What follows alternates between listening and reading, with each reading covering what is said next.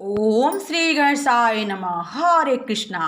राधे राधे। मैं कुसुम सिंह छत्राणी आप सभी का अपने चैनल शिव शक्ति में हार्दिक स्वागत करती हूँ। आज मैं आप लोगों को शिव महापुराण के चतुर्थ कोटि संहिता के 26वां अध्याय की कथा सुनाने जा रही हूँ।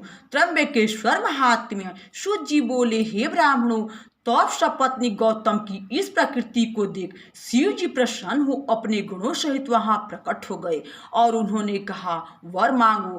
तब महात्मा शंभु की उस सुंदर स्वरूप को देखकर उन्हें भक्ति पूर्वक प्रणाम करते हुए ऋषि ने उनकी स्तुति की तथा हाथ जोड़कर अपने अपराध के लिए क्षमा मांगी।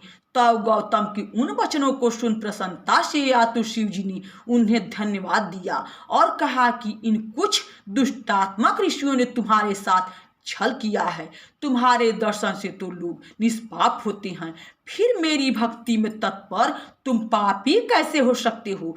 तुम्हारे साथ कपट करने वाले वे ऋषि ही पापी, दुराचारी और हत्यारे हैं। उनके पाप तो इतने हैं कि जिनका कोई प्रायश्चित ही नहीं हो सकता।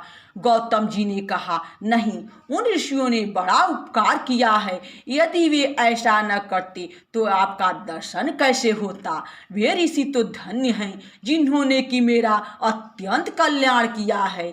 तब गौतम जी के ऐसे वचनों को सुनकर शिव जी को प्रसन्नता हुई और उन्होंने उनसे यानी गौतम जी से कहा, हे विप्रो में श्रेष्ठ ऋषि, तुम धन्य हो, इसलिए मैं प्रसन्न हूँ, वर मांगो। गौतम जी ने कहा कि संसार में श्राप प्रसिद्ध हो गया है जो दूर नहीं हो सकता। इस कारण मैंने जो सबके समझ कहा है उसे पूर्ण कीजिए, क्योंकि जो बात पंचों में कह दी जाती है वह सत्य ही मानी जाती है। अतः जो कुछ कहा गया है वह हो जाने दीजिए। हे देव, यदि आप मुझ पर प्रसन्न हैं तो मुझे गंगा जी को देकर संसार का उपकार कीजिए। आपको नमस्कार है, नमस्कार है, नमस्कार है। ऐसा कह जब गौतम जी ने शिव जी के चरण कमलों को पकड़कर प्रणाम किया, तब शिव जी ने गंगा जी का बचा हुआ वह तत्वरूप जल जो उनके विवाह के समय ब्रह्मा जी ने उन्हें दिया था और जिसे बचाकर उन भक्तवत्सल ने अपने पास रखा था, मुनि को प्रदान किया। फिर तो गंगा जी एक परम सुंदर स्त्री के स्वरूप में वहां प्रकट हो गई, जिन्हें प्रणाम कर गौतम जी ने उनकी बड़ी स्तुति की तथा यह कहा कि गंगे, आप धन्य हैं, कृतकृत्य हैं, आपने सब लोगों को पवित्र किया है, अतः मुझ नरक में गिरे हुए को भी पवित्र कीजिए। इसी समय शिव जी ने भी गंगा जी से कहा कि हे गंगे, तुम मेरी आज्ञा से इन गौतम को पवित्र करो। तब गौतम और शिव जी के वचनों को सुनकर गंगा ने कहा, मैं सपरिवार गौतम को पवित्र तो करूंगी, परंतु इसके बाद फिर स्वर्ग को चली जाऊंगी, इसमें कोई संदेह नहीं है। यदि आपको यह स्वीकार हो तो कहिए। शिव जी ने कहा, नहीं, जब तक कलयुग रहे और 28वां वैवस्वत मनु हो तब तक तुम यहाँ रहो। गंगा ने कहा, अच्छा, यदि मेरा इतना महात्मा होगा तो मैं रह भी सकती हूँ, परंतु मेरी भी एक बात मानिए। आप भी पार्वती सहित तब तक मेरे साथ पृथ्वी पर निवास करें। तब संसार की उपकार के लिए शंकर जी ने यह भी स्वीकार किया।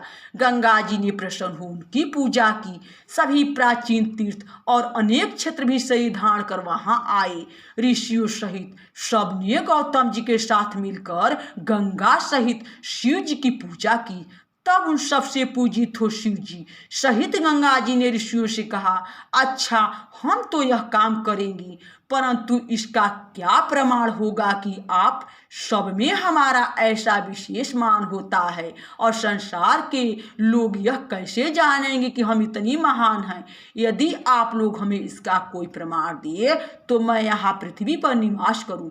तब देवताओं और ऋषियों ने गंगा जी को विश्वास दिलाते हुए कहा कि जब बृहस्पति सिंह राशि में स्थित होंगे तब अवश्य ही हम सब यहाँ आएंगे, और इस प्रकार जब 11 वर्ष तक निरंतर तुम्हें संसार का पाप धुलते धुलते हम मलिन हो जाएंगे, तब हे प्रिय गंगे, हे महादेवी, उस पाप के सब प्रकार विनाशार्थ हम आकर यहाँ आपके समीप निवास करेंगे, इसमें संदेह नहीं है। इस कारण संसार के उपकार के लिए और हमारी भलाई के लिए आप और शिव जी यहाँ निवास कीजिए। और जब तक बृहस्पति सिंह राशि पर स्थित रहेंगे तब तक हम यहाँ निवास करेंगे और नित्य तीनों काल तुम्हें स्नान कर शिव जी का दर्शन करते रहेंगे।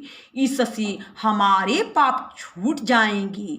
यह सुनकर शिव जी तथा गंगा जी वहाँ स्थित हुई और गंगा जी गौतमी नाम से प्रसिद्ध हुई तथा वह लिंग त्र्यंबक नाम से विख्यात हुआ। जो इसकी सेवा करता है वह सब पापों से छूट जाता है। हे मुनीश्वरों, जो आप लोगों ने पूछा था वह मैंने कहा। अब और क्या सुनना चाहते हैं कहिए। इसमें संदेह नहीं कि वह सब मैं आप लोगों को सुनाऊंगा। यहाँ शिव महापुराण के कोटि रुद्र संहिता के 26वां अध्याय की कथा समाप्त हुई। बोलो शंकर भगवान की जय। हरे कृष्णा। राधे राधे।